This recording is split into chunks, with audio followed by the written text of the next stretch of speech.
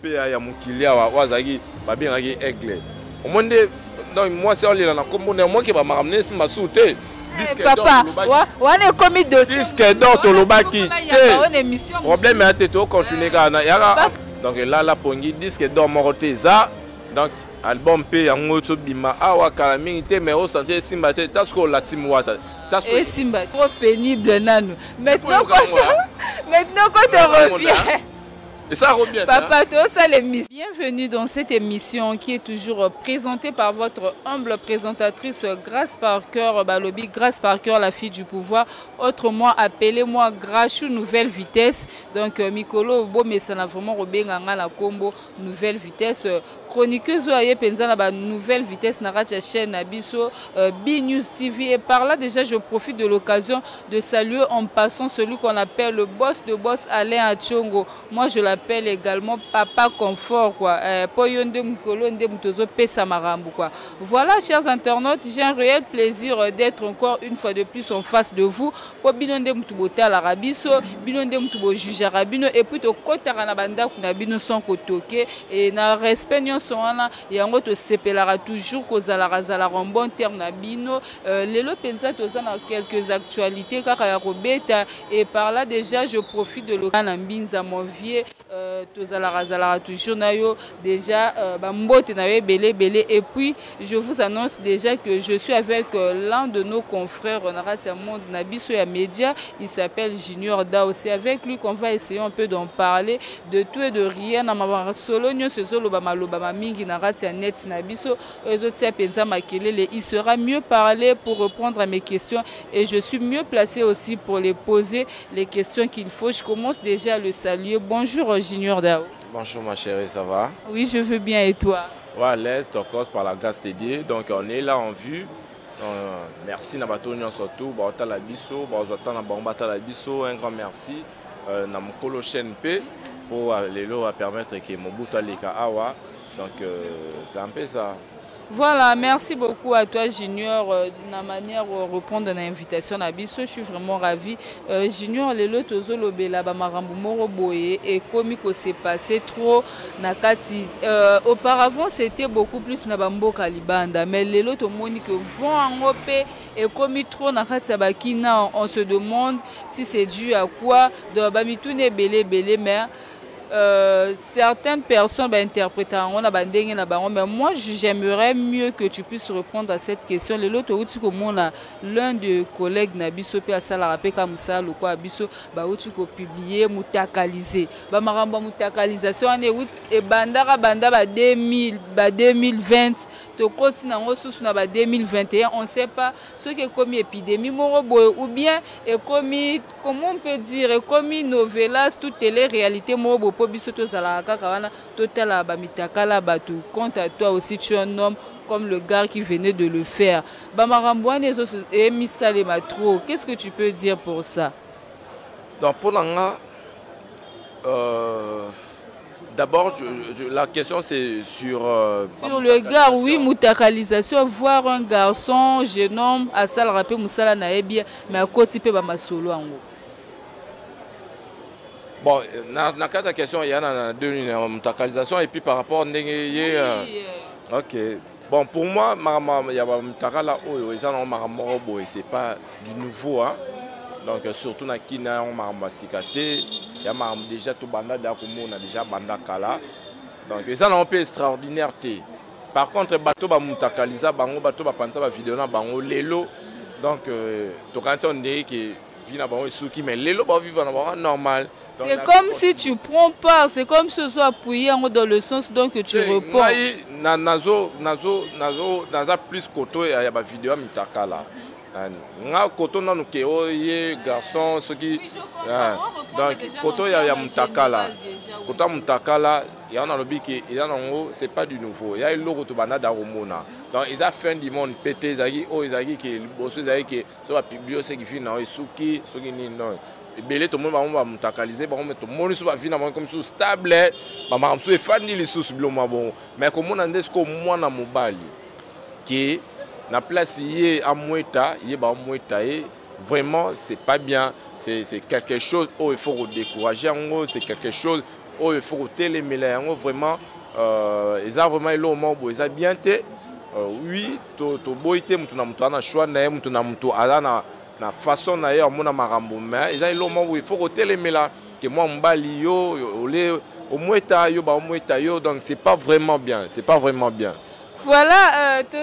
toujours on arrête cette émission na biso na junior da so bo moninga no seka po terme wana seki singa ko moeta wana nde et surtout sous pas bana mibali. Ba terme na ngwebele. Papa Zahir aya na ko viangula. So abiso ki ko viangula. Tu connais Papa Zahir? Ouais, je le connais très bien. L'autre là, comment il s'appelle? Jazz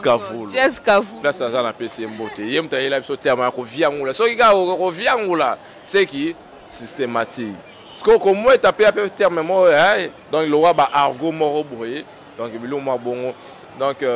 ils a il mo il faut vraiment ôter les mains bien té vraiment choix naie ya choix naie mais il lo mo pratiquement c'est pas bien qui était moi mon bali boye et puis nabi que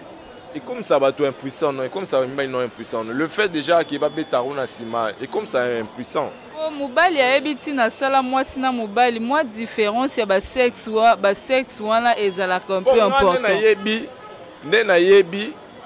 ne biso nde ba expliquer biso pa ba docteur ba mungangeza ya moko boye nzoto pe nzoto pe mo ko m'appelle na kokoso so ke pa munganga ça côté ne boye donc il faut boye non c'est me fungwami ya wana boye donc blo mo boye yango ngasko na otasko yo mobali o permettre que pour hémorroïde les nini non so les anus non sko hémorroïde sko ezaki même ba chauffeur ndeto sona ba chauffeur excusez-moi non nous rapena moi elo moya ya moi bien même ba chauffeur mkongo ekatani boy na boy sko le fait ka mkongo ekatani wana oh na sima ya fongwama ba nini donc eza déjà que erana damu ke mutu impuissant donc pas erana mutu impuissant sko yo wana moi mobali donc tu te dis même pas que lobby aux appels a besoin moi si tu te dis même pas que lobby peut au sentiment on s'en m'appelle si wana oh lelo bon on a habité na batté ba garçon mususu na batté bon ngai nera na mona kana imaginer ga ba sentiment oh ai na yo kaka si je suis avec une femme sko na habité oh yo bango se laisser donc ninga no mbali azo kota yo amweta yo na habité sentiment no yoka pour moi quand on est à ba sentiment ya partager moi ça un sentiment mobile pas un sentiment sko yo siko mobile sko oyoka ni ora pas si ora ndeni na habité ces missions tout ça les a sont tabous mais du moins quand on parle on doit éclaircir les gens dans le sens que moi sinon nous ceux qui bazana en acte sexuel avec le gars na mobali et ça la non na ba douleur moro pénible nanu maintenant quand on revient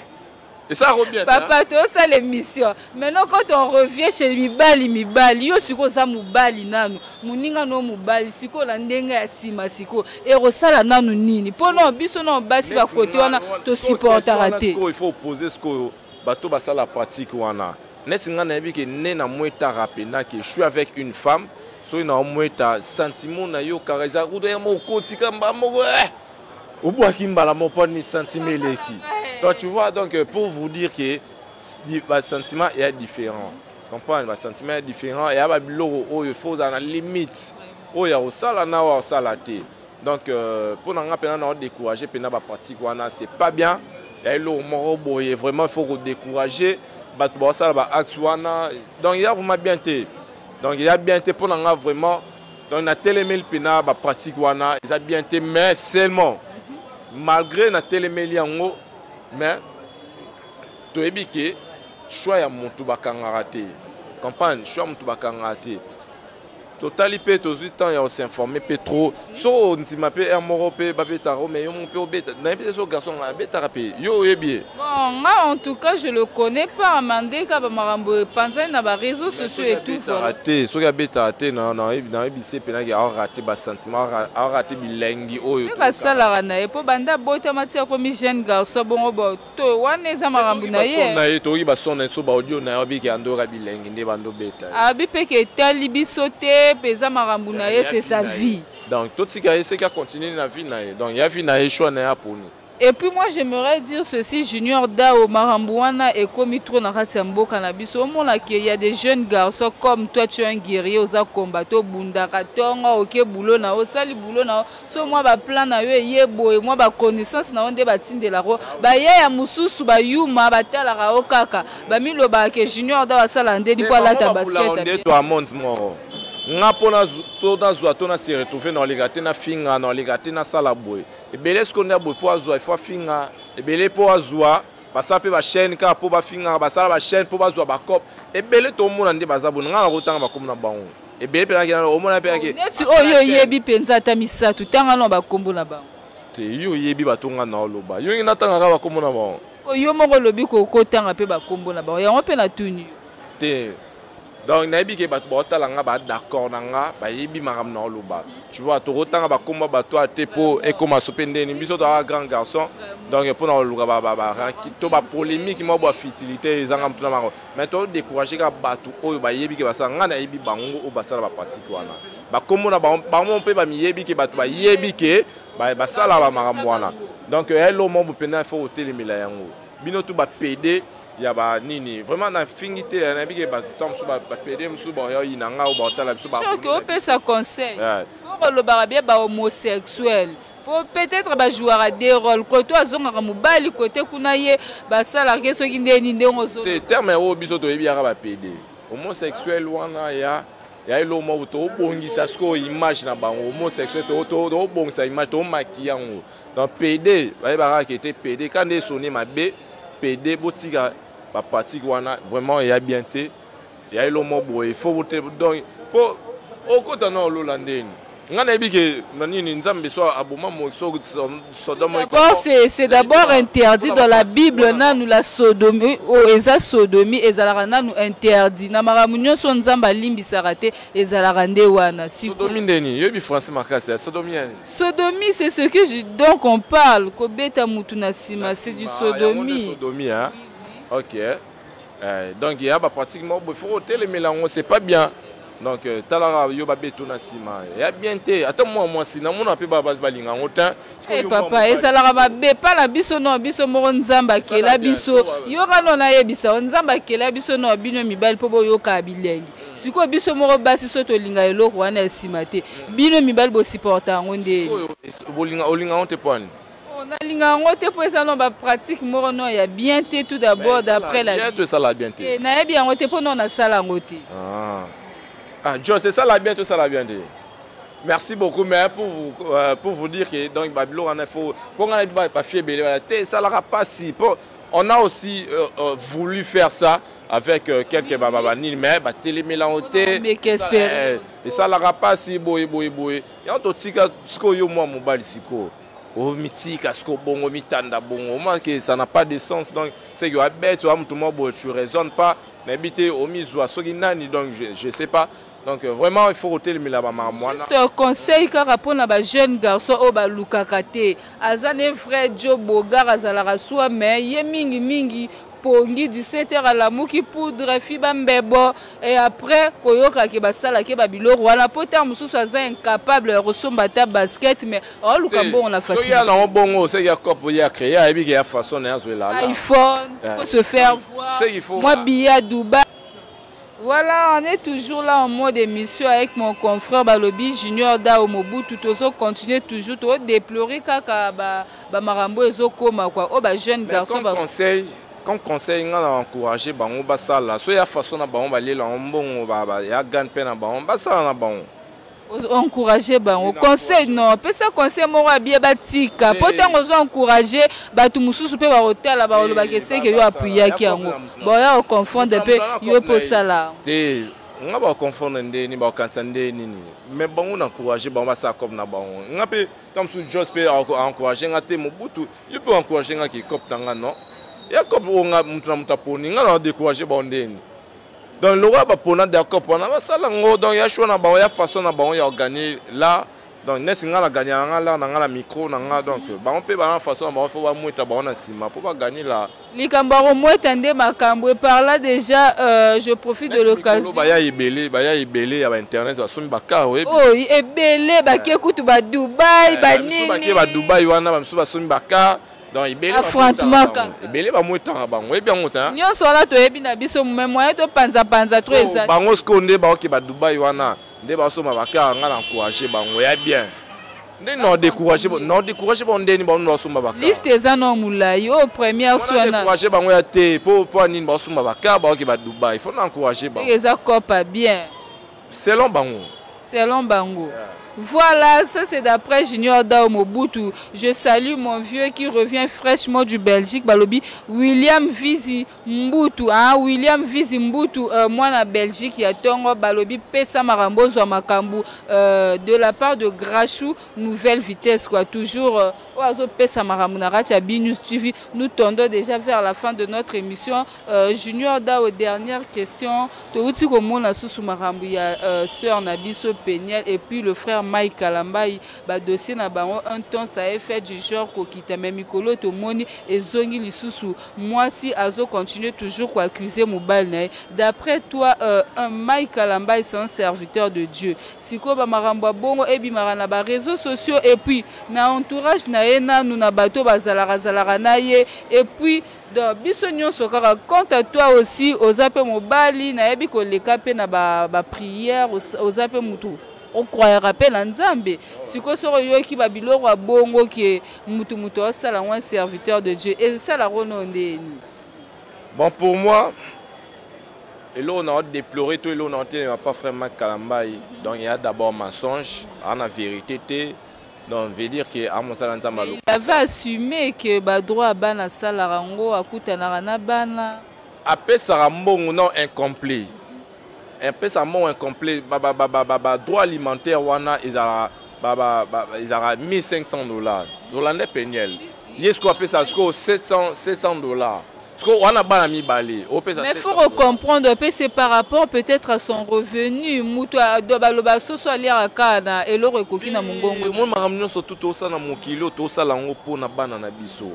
revenir nini vraiment qui nda boye akenda poto akenda dia ba billet de futa wana déjà États-Unis ozonga ba makambo ça ba clip ça ba biloto ça là na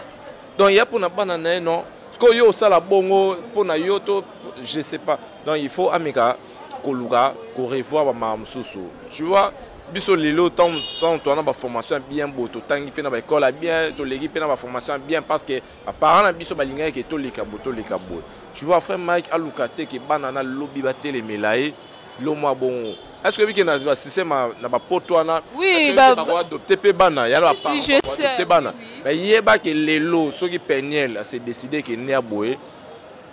ne pas pour nani mama zali mais soki va se décider ou soit aujourd'hui so Peniel a Bali to na ba droit to na ba ni na ba justice ndenge makamande ki na Peniel ndenge bien ki na justice est-ce que vi que frère Mike a osa ata ba 10 ans mon abandana te parce que ce qui est la justice américaine car ba télémélica qui était une aboye plus jamais oya mon banana donc moi on n'a pas alors na moi ba raison mo bo que soit disons moi naza ya yete boye na bo ba marambo moko boye comme ko bima c'est ah oui avant le bail qui bana yete ba qui na terre ko ça test ADN yonde ni mosala Nzambe Peniel elle avait blagué na live ni mo bo sala ba tunaka soki mwana na soki nani Morazana soki azara mwana ya loba mwana beda show parce que place hésitation yaki